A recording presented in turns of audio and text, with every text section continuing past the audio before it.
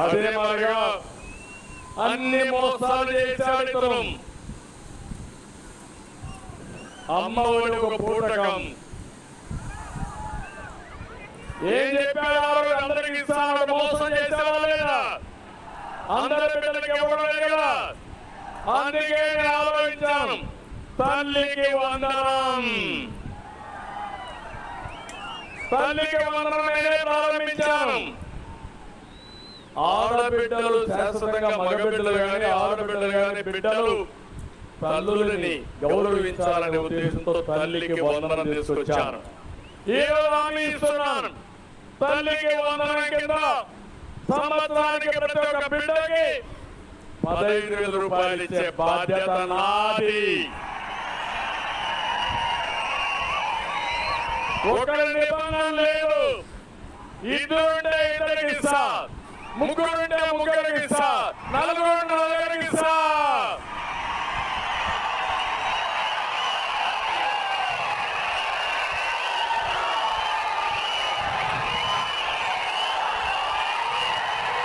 ఏమంటారు మీరు?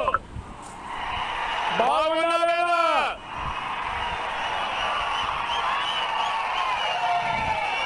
ఎందుకంటే దీంట్లో 2 లాభాలు కూడా ఉన్నాయి. ఆంధ్రప్రదేశ్ లో ఒకప్పుడు నేనే కుటుంబ నియంత్రణ చేసుకొచ్చా.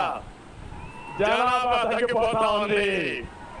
మళ్ళా యువత రావాలి, పిల్లలు కూడా పుట్టాలి.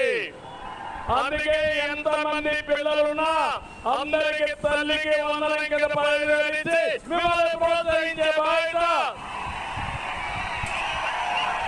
వాళ్ళని బాగా చదివించి దేశానికి ఒక సంపద చేసే బాధ్యత తెలుగుదేశం పార్టీ తీసుకుంటాం. తల్లికి వందనం కింద ఈ 15,000 ఇవ్వడమే కాకుండా స్థానిక సంస్థల్లో ఒకప్పుడు నేనే పెట్టాను. 2 కంటే ఎక్కువ పిల్లలుంటే వాళ్ళకు పోటీ కలహాలని. ఇప్పుడు అది కూడా తీసేస్తున్నా.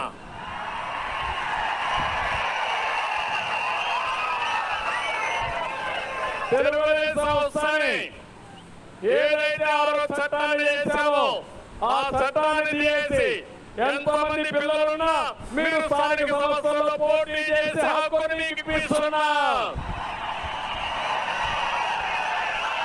అది తెలుగుదేశం పార్టీ ఆలోచన. ఒక నిర్ణయం ఒకప్పుడు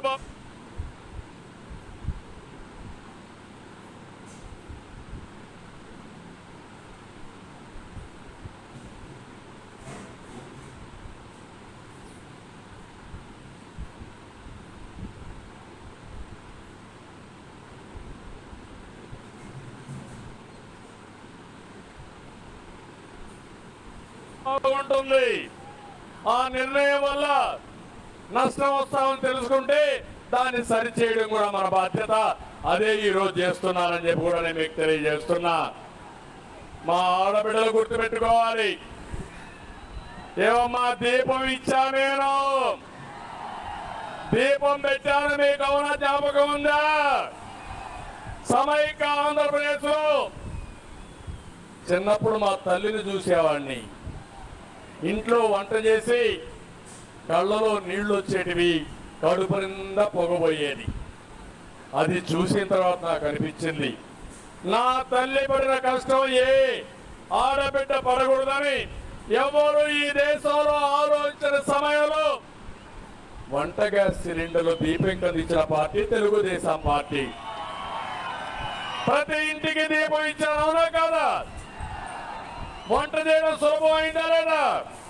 మీటింగ్లో చెప్పాను, ఆడబిడ్డలు మీరేం భయపడద్దండి, ఏమైనా పనులుంటే డాక్రా సంఘాలకు వెళ్ళండి, ఇప్పుడు గ్యాస్ కూడా ఉంది, కావాలంటే వంట చేయడం కష్టం కాదు, మా మగవాళ్ళు కూడా వంట చేసుకుంటారు, వీళ్ళు కూడా వంట చేస్తారని చెప్పా. ఈరోజు గ్యాస్ అంతా ఆగిపోయింది. సిలిండర్ 1200 రూపాయలు కొనడం మానేశారు. మళ్ళీ కట్టెపైలు పోయే పరిస్థితి వచ్చింది. నా ఆడబిడ్డల కష్టాలు చూశాను, అందుకే ఆలోచించా, సంవత్సరానికి 3 సిలిండర్లు ఉచితంగా ఇవ్వాలని నిర్ణయించా.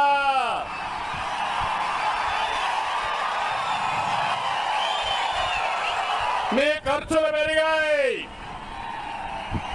దుర్మార్గుడు ఈ దీపం ఆరిపేస్తున్నాడు. అందుకే మళ్ళా దీపం వెలిగిస్తా. అందుకే 3 సిలిండర్లు ఉచితంగా ఇస్తారని మీ అందరికి హామీ ఇస్తున్నా.